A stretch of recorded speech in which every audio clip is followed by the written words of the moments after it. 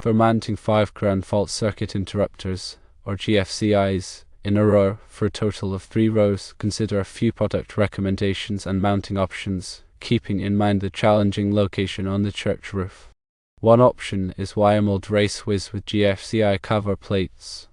These raceways allow for multiple GFCIs to be mounted in a row, and they provide protection from the elements. They are available in various sizes to accommodate different configurations. Regarding mounting options, you could use back-to-back metal studs. This allows for mounting 2 gang bell boxes on the back of each other. This provides sturdy support for multiple GFCIs. However, you might require additional bracing or spaces to maintain the desired spacing. Other considerations include junction boxes with GFCI receptacles. These combine the GFCI and junction box in one unit, saving space and simplifying wiring. GFCI surge protectors are another option, providing both GFCI protection and surge suppression, useful for protecting sensitive electronic equipment.